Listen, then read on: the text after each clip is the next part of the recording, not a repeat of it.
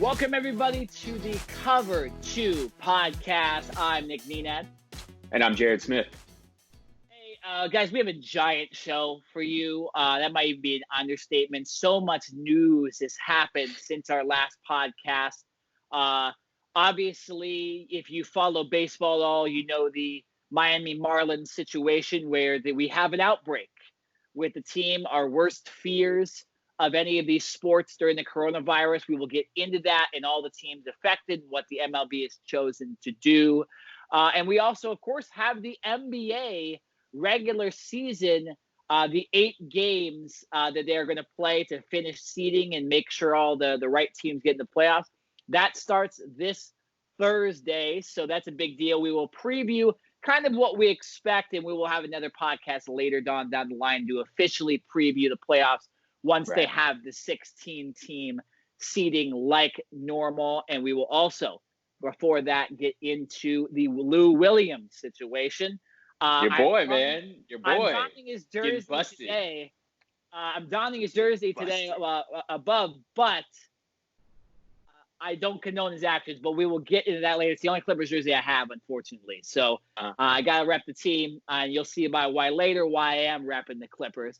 But, Jared, let's get into a little more serious news. Obviously, the Miami Marlins have now, as of Tuesday, when we're recording this podcast, have 17 members of their traveling party that have tested positive for COVID-19. Not exactly sure who is asymptomatic, who is symptomatic, but doesn't really matter in this case. The Miami Marlins have an outbreak for their team.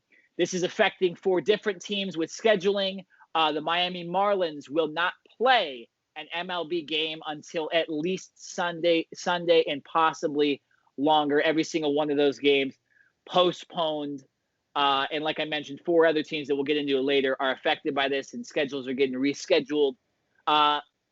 Big deal here, Jared, because obviously we were all wondering if something like this happened. And this is the first sport that we've seen have an official outbreak. It started with 3 or 4 Miami Marlins, I believe, Saturday or Sunday. And now here on Tuesday, it's 17 and possibly more. We have cancellations, postponements, rescheduling. Jared, what are your thoughts on this, after hearing this bad news about the Marlins and the MLB? I mean, listen, it's unfortunately not surprising, right? And with sports coming back and games being played, players traveling from city to city, it's not like Major League Baseball is in a bubble like the NBA is, or like the NHL potentially might be.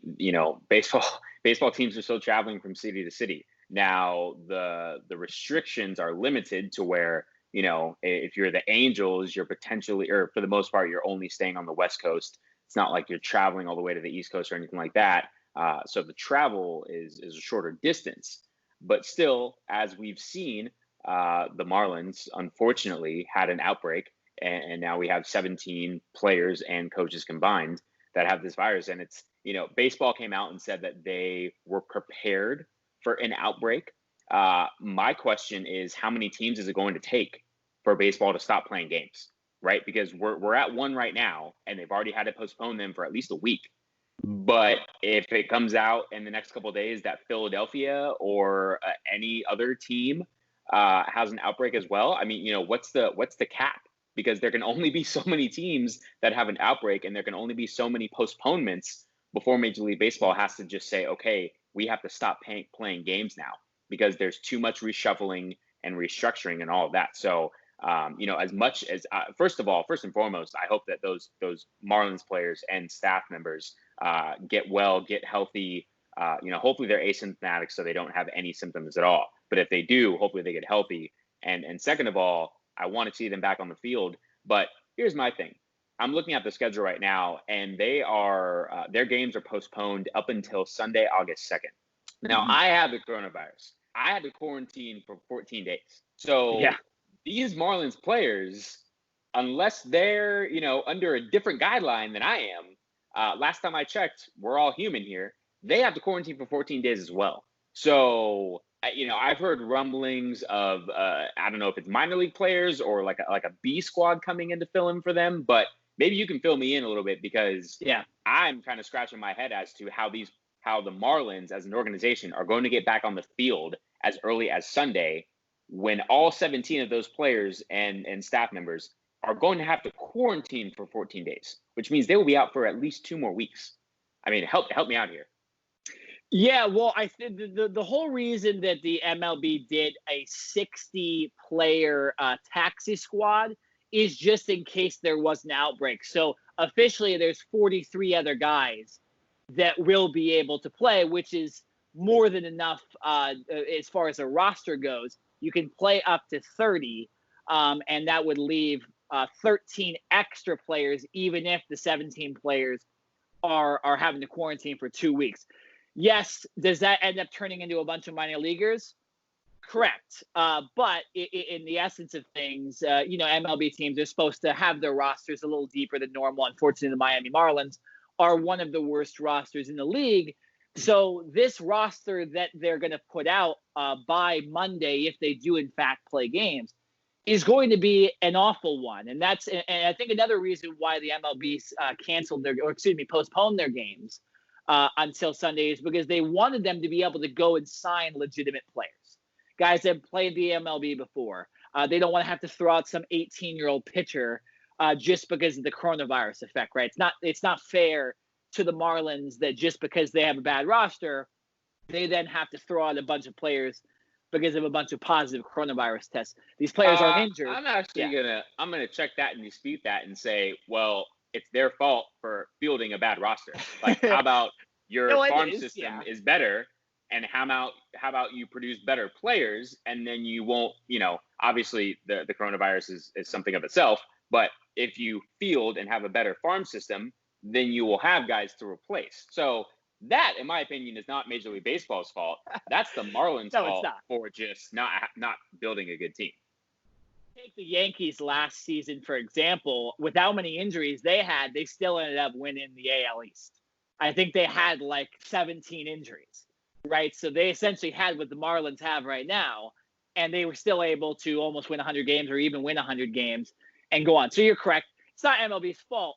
But that's the reason they did the 60-player taxi squad, is just in case there was an outbreak, you had enough players to field a team. What happened with Miami, though, is there was a lot of other teams involved. The testing is every day, so you're not getting the results until way later in the night or, the next morning. So you're kind of having to postpone 2 games every single time. And they were just like, they heard what was going on. And another big thing, too, and this is one of the teams that was affected, the Washington Nationals were supposed to play Miami July 31st through August 2nd, and the players said they didn't want to play in Miami because of the coronavirus outbreak. I don't fault them. I wouldn't either. Of course. Yeah, so there's a lot of things here where the reasons why this was postponed, and the MLB is the one that postponed these. This wasn't Miami's choice just to postpone these games. But yeah, so a lot to go into it. I just want to read some statistics here that I have just based on this whole situation. This is all from ESPN.com. There are multiple MLB writers have been doing a great job covering this. So yes, it's the next 6 games for Miami that are canceled, postponed. I'm going to stop saying canceled. And if I do say canceled, it's not true. Every one of these games is postponed. So these games can potentially be played later this season. Okay. On off days or stuff like that. So we're not potentially getting all these games canceled. So if I say canceled, I apologize. I mean postponed for every single one of these statements. Yeah.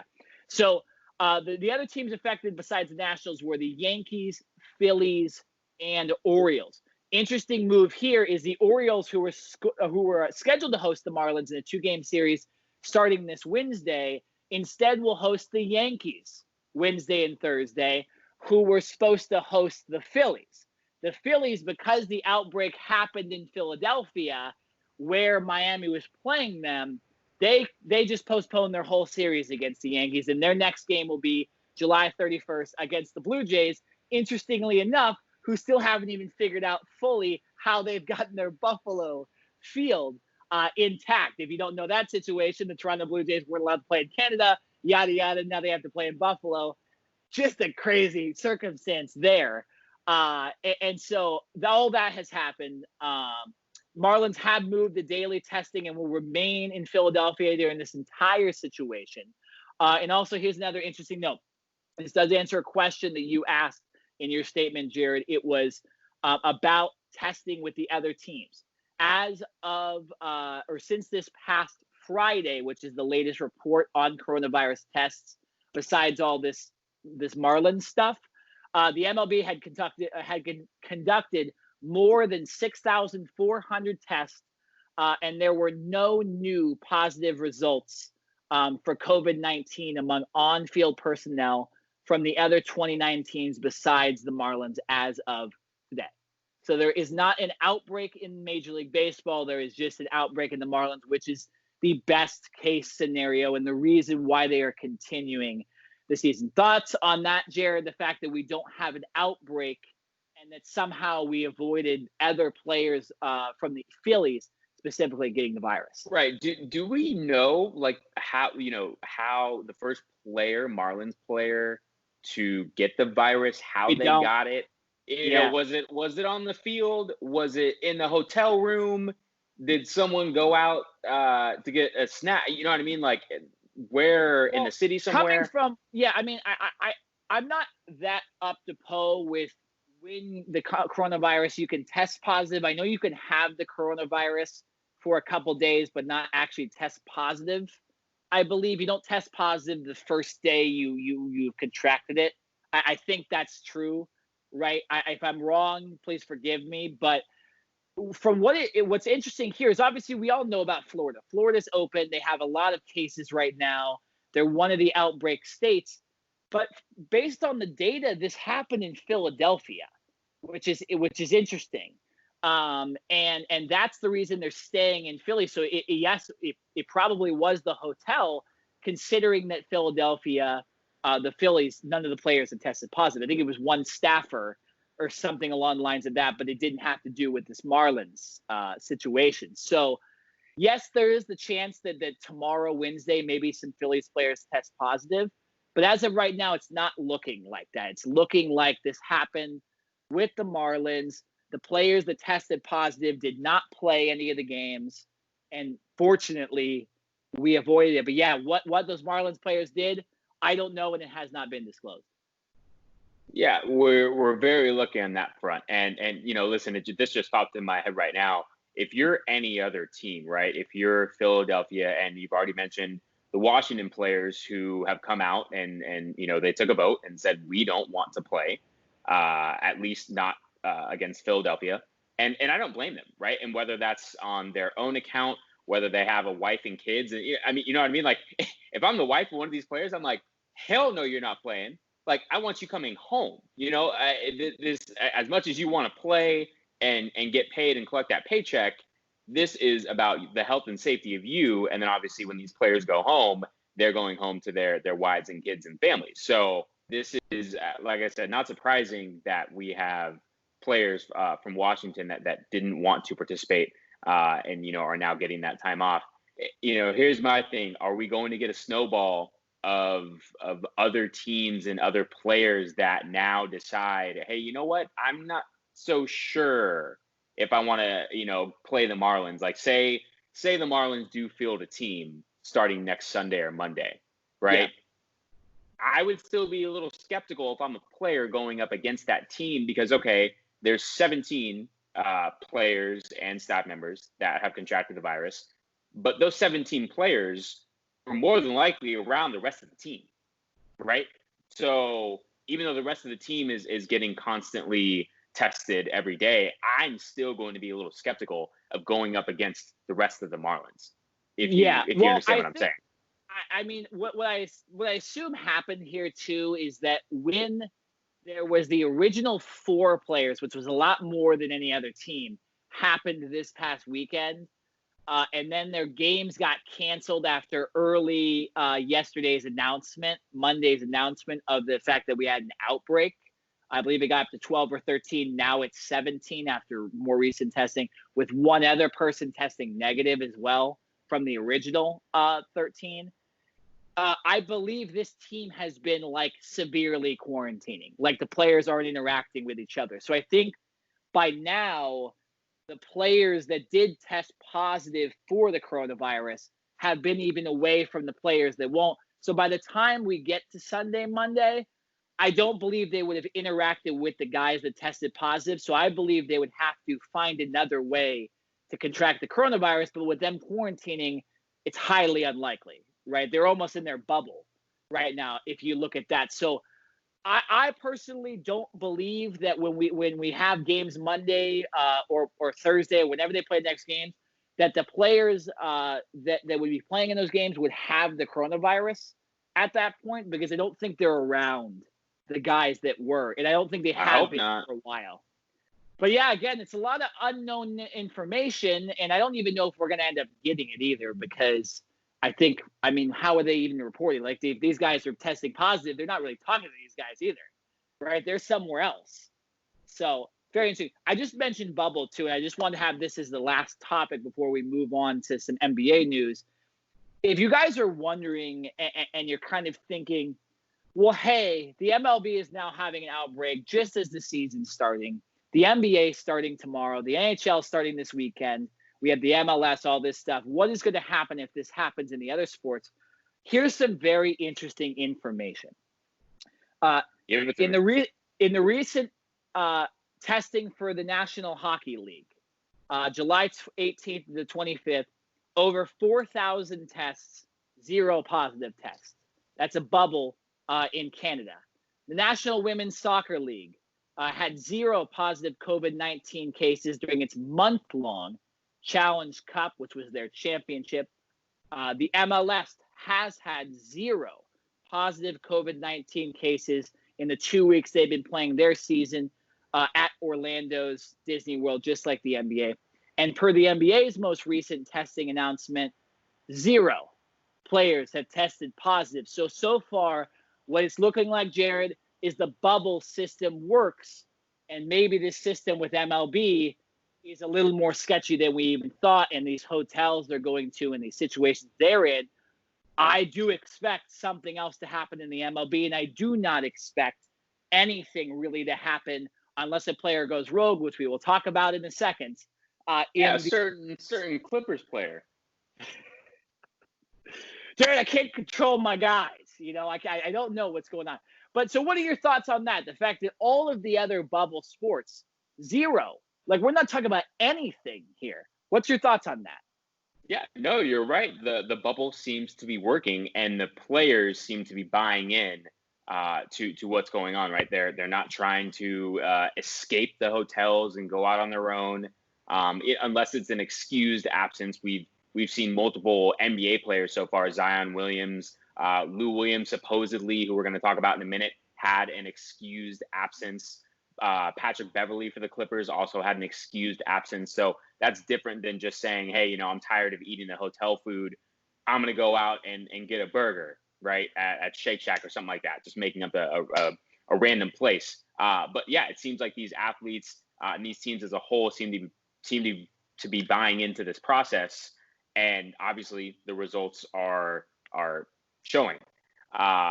It's scary for Major League Baseball, and also when you think about it, for the NFL, who won't be playing games hopefully until September. But if there is no bubble, we've seen what happens in Major League Baseball.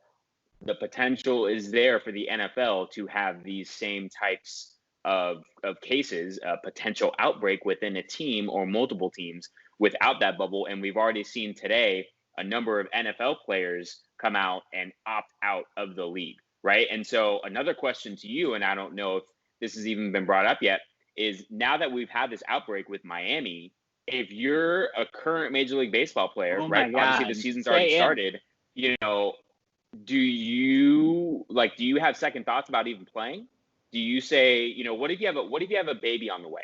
What if you have a baby due in 2 weeks and your wife calls you and says, hey, honey, I'm not so sure after seeing what happened to the Marlins organization that I want you out playing anymore, right? Even if they hadn't played the Marlins, it's just, it could happen, and she says, I want you to come home in the middle of the season, right? I don't know if we've talked about that. We've talked about players before the season starts opting out, but now that Major League Baseball is in season, can you see something to where a player opts out in season I mean, if I'm a Miami Marlins player, I would right now, to be honest. But I don't know. So you're saying you don't think they're going to make the playoffs? Yeah, I didn't think they were going to make even like 20 wins this year. So no, they're not going to make the playoffs. But I don't know if there's language in the CBA deal, like the players deal that they made. We know, Jared, the NFL has given their players, I believe it's August 1st, to opt out, or there would be penalties, I think, because obviously if you're playing, you're in, you're not. Maybe that's the same with the MLB. I don't know. Yes, if I had to bet, I would say that maybe there is a player or two that does end up not playing anymore. But I just think, these players just need to do the right thing, right? Like, yes, there are ways to contract the coronavirus by just doing any normal daily, thing, Activity. right? You go to the grocery store, someone could just cough on you and that's it, right? And you didn't do anything wrong, but you contracted the coronavirus. But I think these guys just need to stay indoors. They need to be really vigilant of this. I know at least my Dodgers, too, have said they're on their first road trip. I believe it's 9 days. They're starting in Houston, which, by the way, should be a very interesting series if you know the cheating and all that. But they're in Houston, and I think they're going to be in Arizona and somewhere else.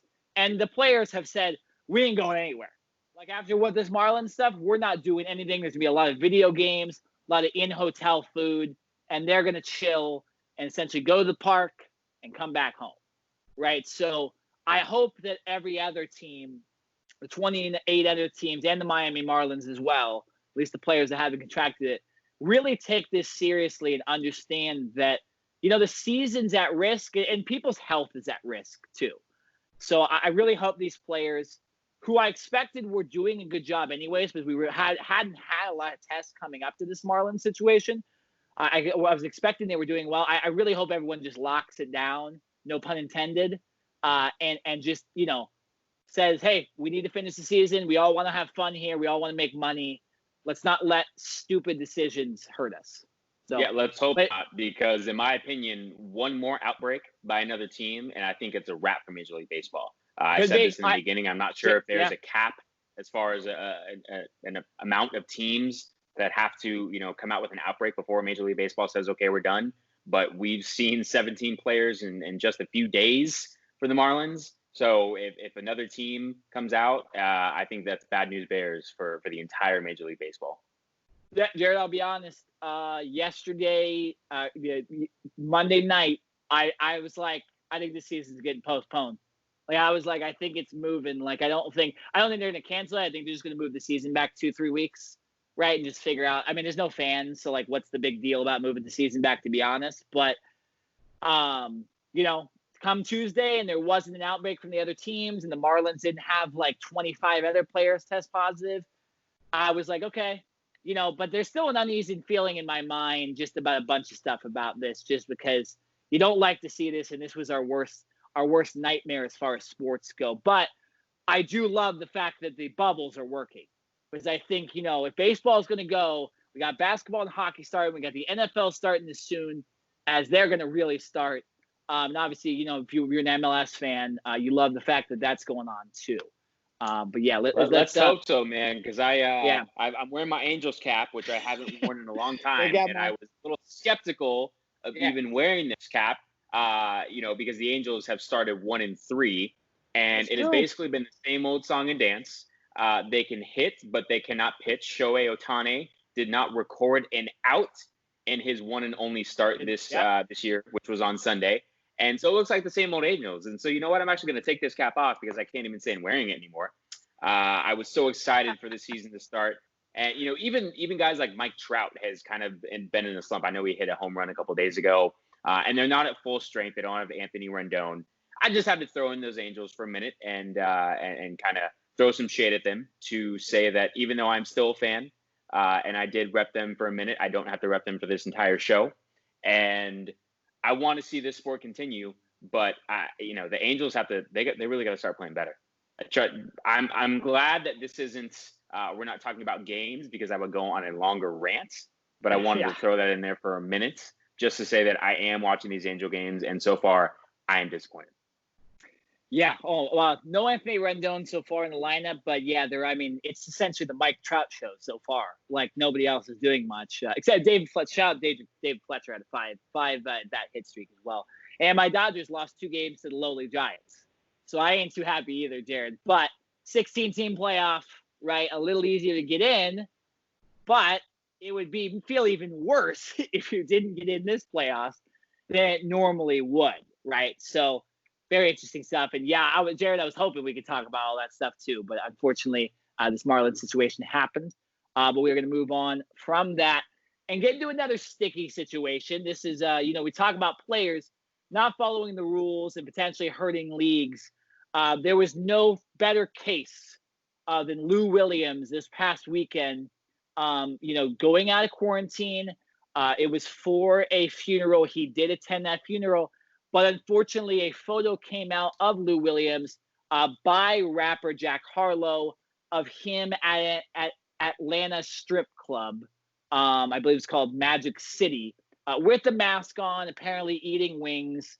It obviously sent Twitter and the rest of the social media world crazy, because the fact that a player would make that dumb of a move shocked a lot of people. It has now come out actually that the photo from Jack Harlow was not from that actual weekend. It was from a previous Friday, but Lou Williams has confirmed that he did go to this strip club specifically just to eat. He went in and out. He wore a mask. Isn't that what everyone goes to strip clubs for, to eat? Yeah, that's right, Darren. That is what everybody gets. I didn't know that. I thought that's what they went there for. Yeah. But so the narrative has changed since this initial story came out. But, Jared, like, what are your thoughts? I mean, again, we're talking about the baseball players. Like, we've seen now an outbreak. How dumb of a move is this from anybody that leaves the quarantine? Do your stuff and come home, right? Like, I know that people have come to the defense of the strip club food in Atlanta recently. Oh, it's supposedly great. I mean, listen, Atlanta is known for their strip clubs, right? So if you're going to be known for that, you probably have to have some good food there too. So he just wanted to go and have some wings, man, and get some food afterwards. I mean, if that is really the case, how do you blame the dude?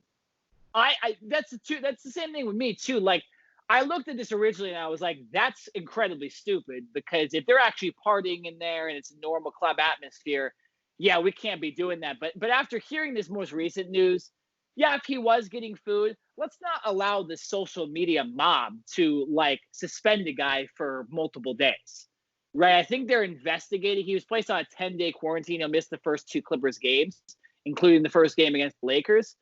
But like, maybe, NBA, like, maybe actually look into it first before you start suspending players. Like, let's not rely on Twitter, because anybody could post anything and say it was right. Like, there has to be a little better policing here, I think, with the NBA.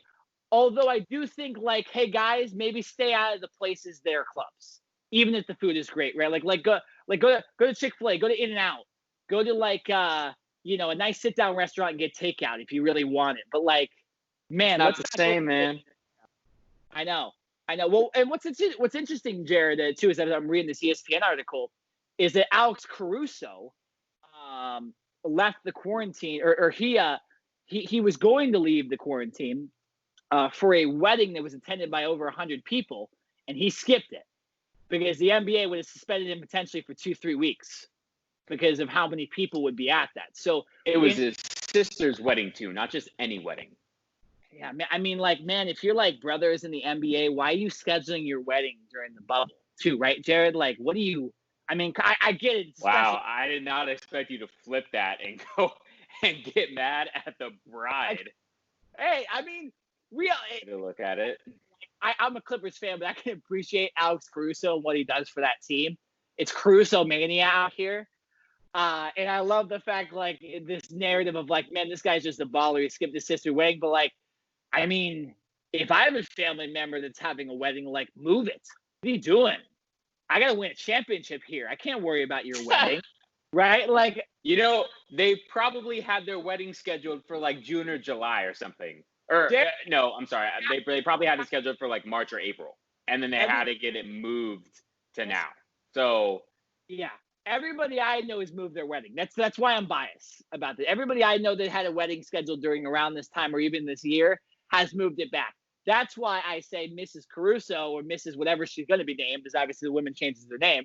But like, switch it up, man. Your brother is like an awesome player for the Los Angeles Lakers, who potentially could win an NBA championship. We'll get to that later. But yeah. But so, Jared, do you expect anybody else to, test this system with the NBA after seeing this 10-day quarantine for Lou Williams? I think it depends on the situation. Now, obviously, Lou Williams' situation for leaving was very serious. And Caruso, in a sense, if he chose to leave, I don't think anyone would fault him for that because it's his sister's wedding. It's not like he was going back for a family barbecue or something like that. I think it's if there's an emergency with a family member, then yeah, of course, I think a player is going to leave and go handle their business and do what they have to do because family comes first.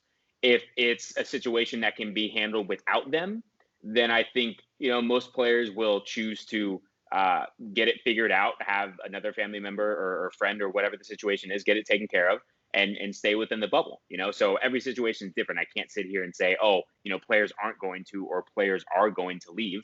It's on a player person by person basis. Hopefully we don't have those situations, and hopefully everyone can stay healthy and stay in the bubble so we can get the most accurate of basketball games. And when it comes to the championship, other than players unfortunately testing positive for the coronavirus, we don't have to sit here and put an asterisk next to that championship because certain players weren't there. I mean, if you think about it right now, Patrick Beverley has already left for the Clippers, even though he is on his way back, if not back already. Lou Williams is already going to miss the first 2 games. Those are 2 first of all, one of them a starter. The second one is 6th man of the year. 2 vital pieces of the Clippers. Now, if you take those pieces away for the majority, even though it's only 8 games, say they miss half at least, I mean, there's no guaranteeing that the Clippers go 8-0, right? Now, no way, yeah. Playoffs?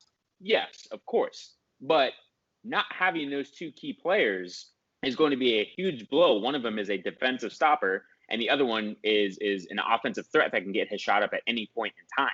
So those would be huge losses for the Clippers if they couldn't be here. And you could say that for anyone else. Like if LeBron James, right, there's a family emergency and LeBron James has to leave or Anthony Davis has to leave, obviously that's going to affect the Lakers' chances. Will they make the playoffs? More than likely. Will they then get to the championship? Hell no, right? So we have to hope that none of those situations come up, and also hope that these players stay within the bubble, continue to stay smart, and they don't put themselves in bad situations, so we can get the best players on the court and really get the best championship possible.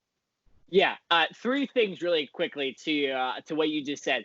One, for anybody that doesn't know, the top 6 seeds have clinched playoff spots. So the Clippers are going to make the playoffs, but yes, the seeding could be severely messed up, especially in that deep Western Conference, if they don't have players. To that point, the Clippers are actually currently missing 5 players right now. Patrick Beverley, Lou Williams, Montrezl Harrell was excused, no mention of him being on campus, and Ibaka Zubac and Landry Shamet rumored to not be available for the Clippers, but based on social media, they're in Orlando. So was it injuries? We don't know, but so far the Clippers are the most suffering from this. They better hope they get those players back to the playoffs. Because listen, Kawhi and Paul George are great, but those 2 are not going to lead them to a championship. Just them 2 by themselves. Doc Rivers is a great coach. He can come up with a good scheme with some backup players. But those are 5, at least 3 of those players: Montrezl Harrell, Patrick Beverley, and Lou Williams are 3 solid contributors for that team. You take those 3 away from that team, and I'm sorry, Clippers, you can get bounced in the first round. As a Clippers fan, resident Clippers fan, you better pray right after this podcast that all those players get back and they can start playing again. Yeah, no, of course, Jared. I love that they've made the playoffs already, but like even looking at the standings, it's like, okay, they're 5.5 games back of the Lakers, and they play the Lakers' first game, so like you never know. Like they still potentially even could get the number 1 seed if they win 8-0, and the Lakers just faltered for some reason. Not realistic, but like you're missing 5 guys, of course not. But hey, you know what? The Clippers have one of the deepest rosters in the league, so I'm not as down on them as well. And by the way, Jared, Biased too, opinion, but it's okay. Jared, you gotta be kidding me. We'll get to it. We'll get to it later. There's a reason I'm wearing this jersey. But one other thing, really quickly, before we actually get into this NBA preview, Jared. Also, it seems like the star players have very nice suites in Orlando too. So I don't think they're going anywhere. I think the LeBrons, the Anthony Davises, the Kawhi Lairds are safe and sound and being protected. Hell yeah. Listen, if I'm LeBron James and I make $37 million a year and I live in a mansion, you think I'm gonna go and stay in a queen size, like 500 square foot room? Are you crazy? No. I'm sorry. Leave that for the rookies. Leave that for the guys on the bench that don't really play. I'm LeBron James. I'm getting the biggest suite that they have in there. That doesn't surprise me at all. It's the way it should be, to be honest, right? Like why would Ivica Zubac get a better suite than LeBron? If I'm LeBron and it goes, oh, you're staying in like a normal hotel room, like, well, I'm not staying in Orlando then. I'm going home, right? Like, I'm not trying. It's one of those things to where if no one's getting a suite, then I'm totally cool with that, right? Everyone's on the same level, same page. Or maybe potentially if you're a player, like I know that these hotel rooms are all getting paid for. But maybe it's something to where if a player wants to upgrade to a suite, then they have to pay for that themselves. I'm cool with that as well. But as long as each player is getting, something, like I said, these players, these are NBA players we're talking about. Okay. This isn't like Major League Soccer or the NFL where the average height of a player is like 5'11", maybe 6 foot. We're talking about 6'5" to 7 foot giants, right? That are not going to be sleeping on a normal queen size bed in a 500 square foot room. And also think about this. What if they do get the coronavirus and they then have to spend the next 14 days in that tiny 500 square foot room? I had the coronavirus, stayed in a 1,200 square foot apartment for 2 weeks, and I almost lost my mind. So I can't imagine put dude in a small, tiny room. Hey, wait, I would go to LeBron. Here's my thing. I would go to LeBron and I'd say, hey, man, I don't care how much it costs. I don't care what I got to do. Like, I'll do your laundry for the next month. I need your suite for 2 weeks, bro. Yeah, that's what I'm doing. There's no way that you're right. Hopefully they did base the rooms and the beds off the heights. Like realistically, like that's what they should have done, right? Like the bigger beds go to the bigger guys. As a tall-ish person at 6'3", 6'4", myself, there are certain beds that just don't fit me. You're 6'4"? 4, yeah. I'm saying 6'3" and 7/8. I'm honest about it. That's why I said 6'3", 6'4". Check that math next time we see each other, because I mean you're a solid. Jared, 6'2". I wear a size 15.5 shoe, so there's that too. Not bragging at all, but I think that was a little bit of a brag. It might have been a little off topic, but it's okay. It might have been. But Jared, let's get to some preview in here. We got the NBA returning. It snuck up on us, right? Just to recap, what's going on again. The NBA is in a bubble system at Disney World. They will play at a retrofitted court where there is social distancing between the bench players, all this stuff. There are 13 Western Conference teams, 9 Eastern Conference teams, a total of 22 playing in this NBA bubble. There are 8 regular season games, a possible play-in tournament for the 8th seed. That would happen if the 8 seed and the 9 seeds are separated by 4 games back, which is probably likely to happen. And so there you go. Other notes: the Bucks 6.5 games above competition. So essentially, they just need to win 2 games and they're in. 2-3 games and they're in, right? And in the Western Conference, the Lakers are up 5.5 games for the number 1 seed. Bucks were number 1 seed too.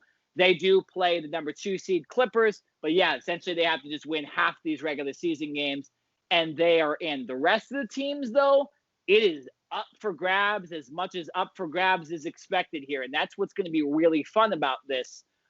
This scenario here.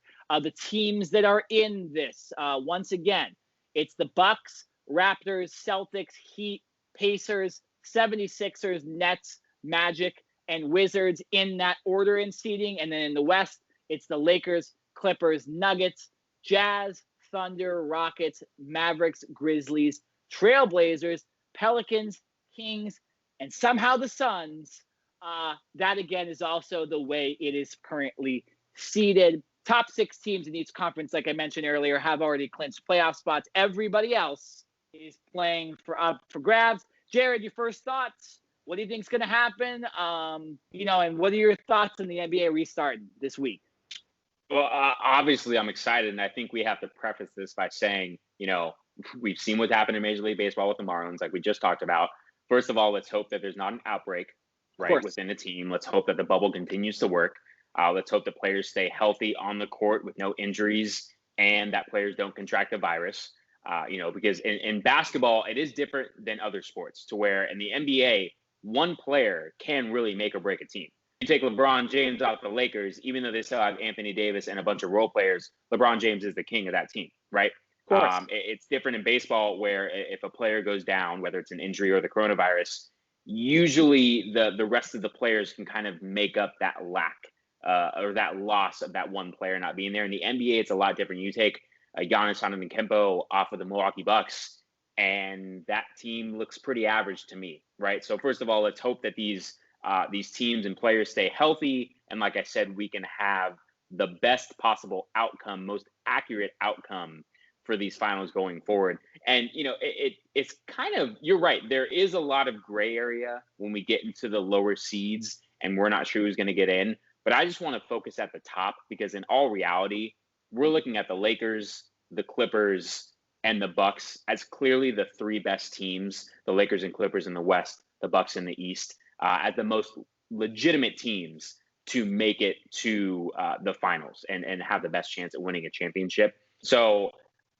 I really just want to jump into it and say, not that I don't really care about the other teams, but realistically, do we see any other team, Denver, Houston, the 76ers, the defending champion Toronto Raptors, any of those teams really competing with the 3 teams I just mentioned in the Clippers, Lakers, or Bucks to actually get to the NBA Finals?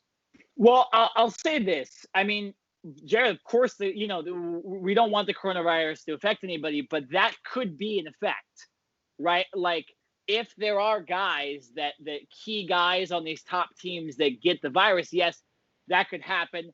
I think the biggest thing here that we have to look at is, I mean, these rosters are as healthy as you possibly can be. So you are seeing the true best rosters. It doesn't really even necessarily matter what these teams did during the previous regular season pre-COVID times, because their rosters are back normal. Like Victor Oladipo is back for the Pacers. Bol local Orange County, he's been lighting up in Denver. He previously I don't even think he played, right? So there are these situations where guys that were banged up are the least banged up they probably have ever been in their careers during a playoff stretch. So yes, personally, I think there are other teams out there that potentially could get to the finals. I think there are a select amount of teams we expect to win the finals, but I do think this is going to be more competitive than it already would have been. I'll say that. I think there will be some lower seeded teams that might even get to the Eastern and Western Conference finals, just because if guys can stay healthy, these are the best rosters of all time, essentially, coming into these playoffs because guys are so healthy. Normally you'd have guys banged up after 60 plus games. That's not going to happen. You're only going to have 8 games to play this regular season, and then boom, we're essentially back into normal playoff time. There's no 24-game playoff, none of that, none of extra games. It's just going to be like the NBA playoffs, and it should be, it should be exciting. But yeah, of course, first and foremost, we do not want any COVID positive tests, but so far the bubble system has worked. So personally, I'm not worrying about that as much as I would for like the NFL and MLB. Now, Jared, who do you actually think, though, will benefit from like no crowds and maybe an underdog team? I know you just stated that you don't think there's going to be a lot of the lower seed teams, but name one team you do think might get further than you originally expected. I'm going to go with the Denver Nuggets. And other than the Clippers in the West, I think Denver actually scares me the most.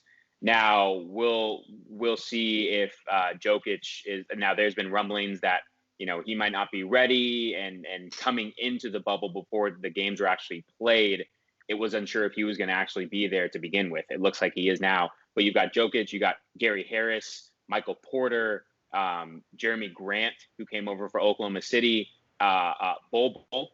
I mean, come on. Like, have you seen, like, literally every time I go on Instagram the last couple of days, it's just highlights of him shooting threes, which I didn't know he could do, and obviously blocking shots from anywhere on the court, not just at the rim, blocking guys 3-point shots and 18-foot jump shots. So if he can come off the bench and be as productive as he has so far in those preseason games, I think collectively the Nuggets have a very good nucleus of starters and guys coming off the bench. They were 43-22 in the regular season, and they were ascending going into the regular season, and then obviously had to stop play. So the Denver Nuggets would be the one team that I would be the behind the Clippers that I am most scared of as a Lakers fan.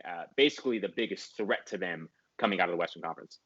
I have two teams that I was, to be honest, the Nuggets were one of my like three teams I had been thinking of, but I'll just name the other two since you pretty much explained everything I was going to explain.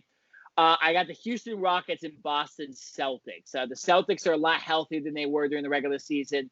They have a lot of younger guys that might be able to, perform at a higher clip after a 4-month layoff rather than some older guys that maybe just been sitting on their at their homes and stuff like that, older rosters.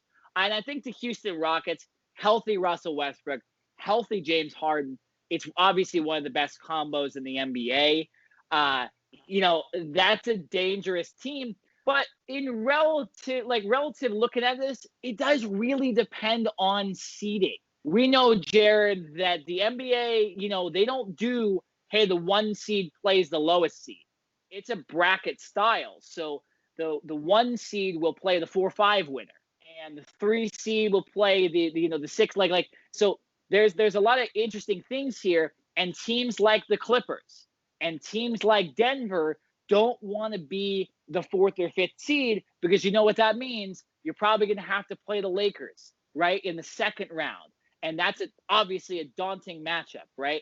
Or if you're in the East, it's the same thing. You don't want to be a 4-5 seed, because then you're going to have to play the Milwaukee Bucks, who've blown out the East this year and have one of the best players in recent memory in the NBA. So that's why this regular season means so much more than you may even think, because seeding is so important. We were already expecting, a race to see who was going to play the Lakers in the second round.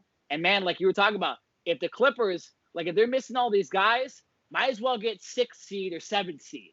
Just don't get 8th seed or 4th seed or 5th seed, because you do not want to play. You're telling them to tank, which is very prevalent in the NBA. I'm saying you got to be smart about this. Like, if you can get to the Western Conference Finals, then you're 1 game away. You win, and at least if you're in the West, you probably have an easier matchup than you're playing in the Western Conference Finals. Just to be honest, it's going to be the Clippers or Lakers in the Western Conference Finals. Maybe it's not both of them, but I think it's going to be the Clippers or Lakers, right? So if you're the Nuggets, you could sneak into the Western Conference Finals. If you're Houston, you could sneak into the Western Conference Finals if you seed correctly.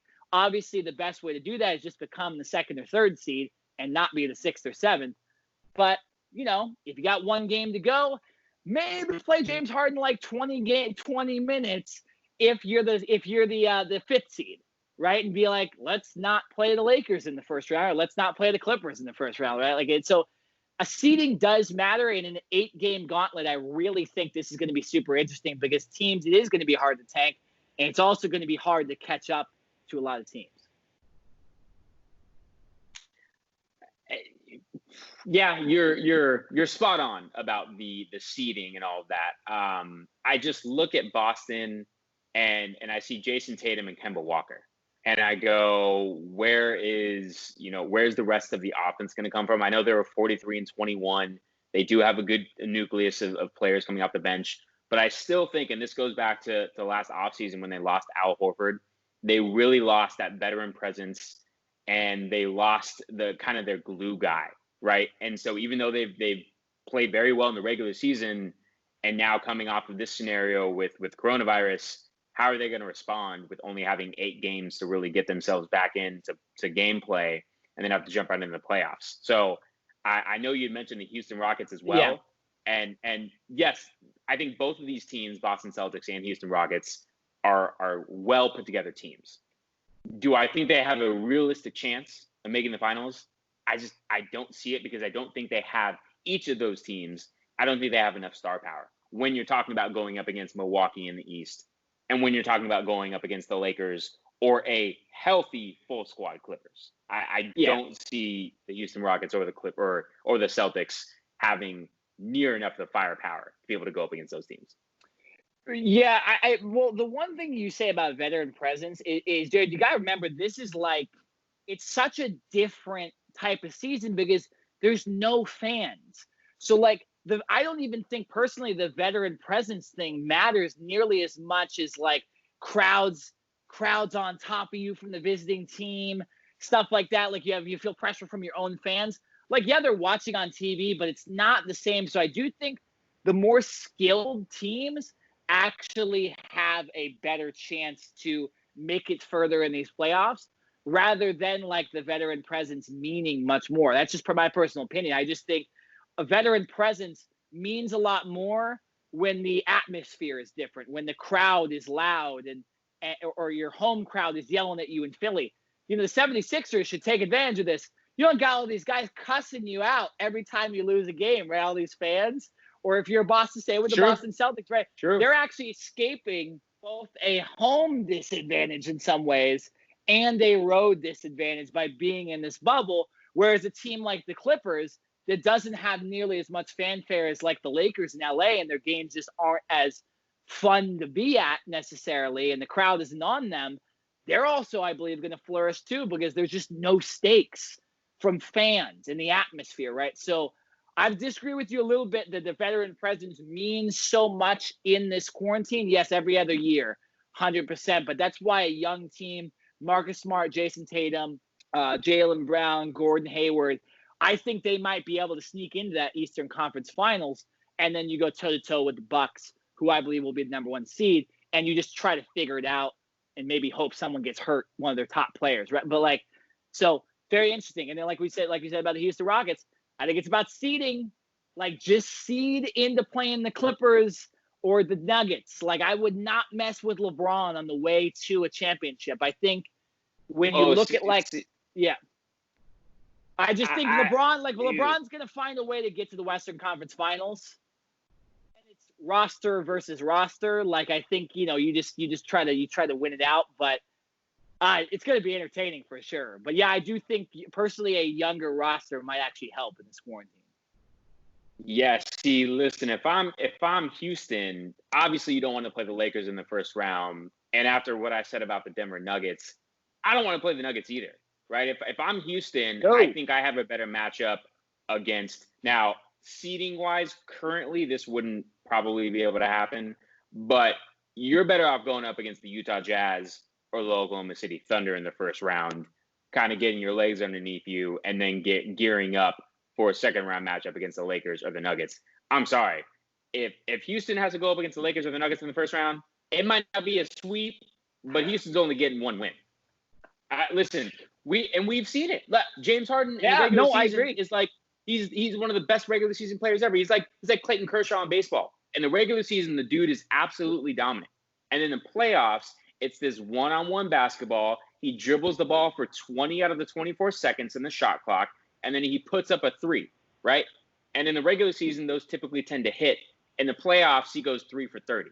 Now, he has Russell Westbrook this year, so he's got his Robin to him being the Batman, but we still haven't seen them play together in the playoffs before. So until I see this team be able to come together and play as a team and not some individual one-on-one ball, I'm never going to be convinced that the Houston Rockets with James Harden are going to be able to win a championship, because it is too much one-on-one isolation ball. And we all know when you get in the playoffs, the game slows down. It becomes a lot more about the defensive matchups. It's not this up and down pace anymore, right? The game slows down, and that just doesn't play into the Houston Rockets' hands. Mike D'Antoni wants that 7-second offense. He wants to get the ball, whether it's a make or a miss by the defense or by the defensive team, the opponent, and then he wants to run up the court and shoot a three. That's all he wants to do. He wants a fast-paced game, and in the playoffs, it will not be like that. So you can already guess probably what I think is going to happen to the Houston Rockets when they do get in the playoffs.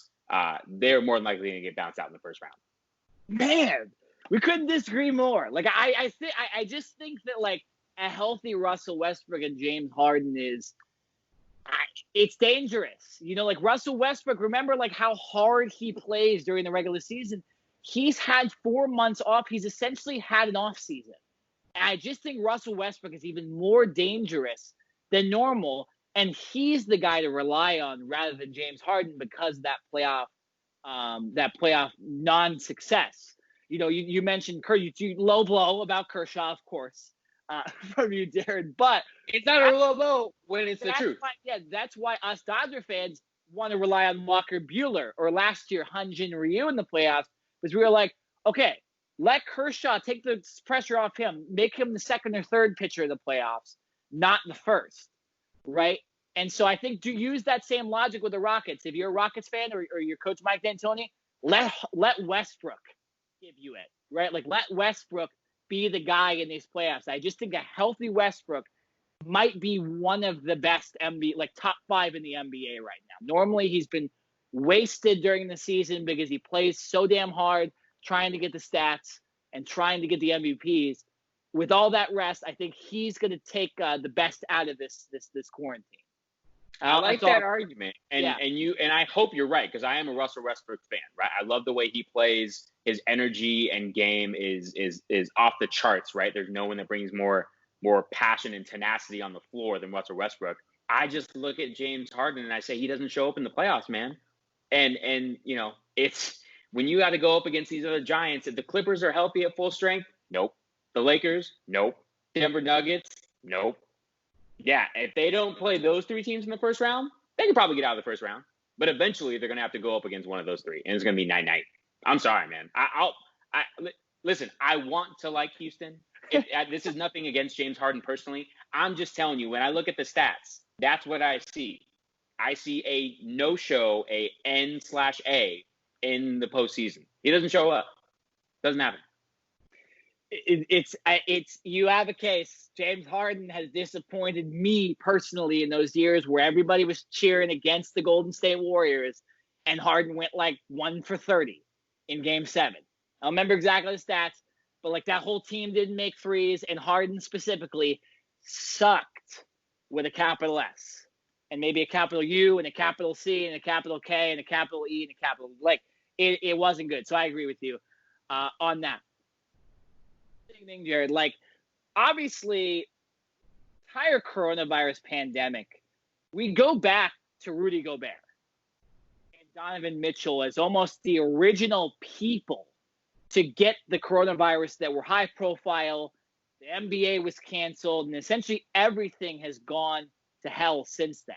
What do you see, Jared, from Utah after the constant, dissension between Gobert and Mitchell being rumored? Like, do you think all that stuff earlier will affect them, or do you think they'll kind of just be going back to play basketball and just try to forget about all that? What are your thoughts on that? Well, there's rumors, and I've read reports that Gobert and Mitchell have, to some degree kind of squashed the beef that they've had and kind of, shaken hands on everything and said, all right, let's put that aside. We're teammates. Let's try to go win, right? It's not like we're at a point in the season where one of the two can be traded or there can be something worked out. This is the team. This is the situation we're in.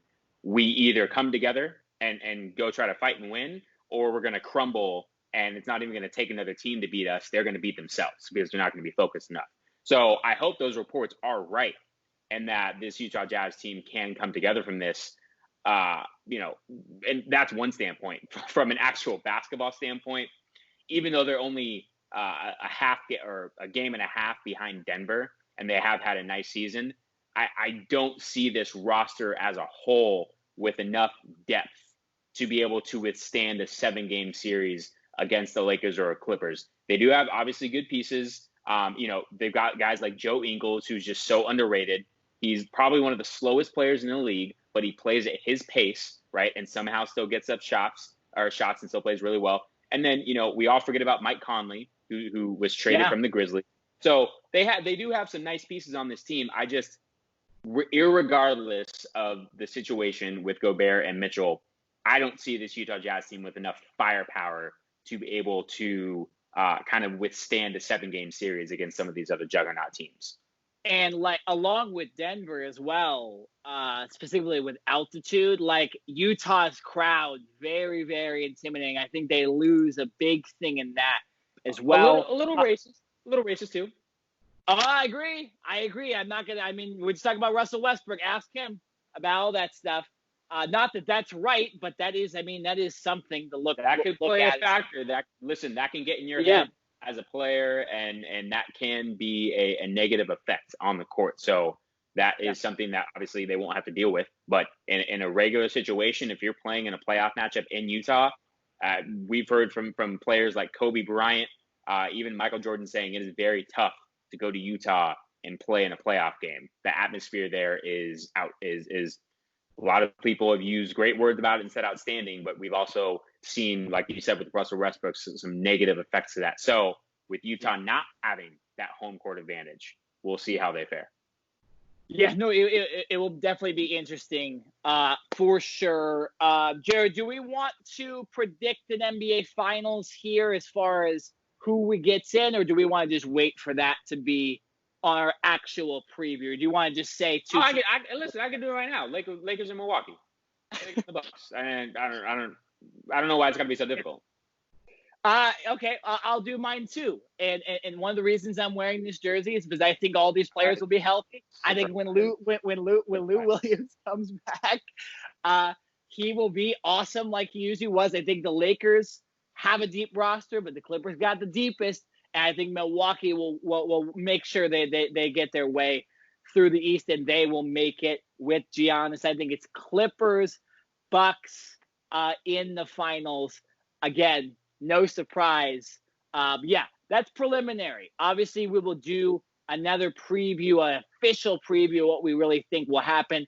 Obviously, we could see Anthony Davis get hurt. We could see Kawhi Leonard get hurt, and that will change, I think, in both of our minds at that point for sure. And same with Giannis and maybe some other players for the Bucks. So preliminarily right now, before the regular season continues in the bubble, we have Lakers and Bucks in the finals and Clippers and Bucks in the finals as of right now. But that could change. We will do a preview come, I believe it's mid-August when they will do the playoffs. So we will do that the week of and figure all that out. But yeah, as far as this podcast goes, we are finished. Lots to talk about today. If you missed it earlier and you just skipped through, we talked about the Marlins situation about half this podcast. And we also discussed Lou Williams and just overall players leaving the quarantine. And, of course, we just did our NBA bubble preview. But, yeah, that's it for this podcast. I am Nick Nenad. I'm Jared Smith. And we will see you next week talking about more sports. See you guys.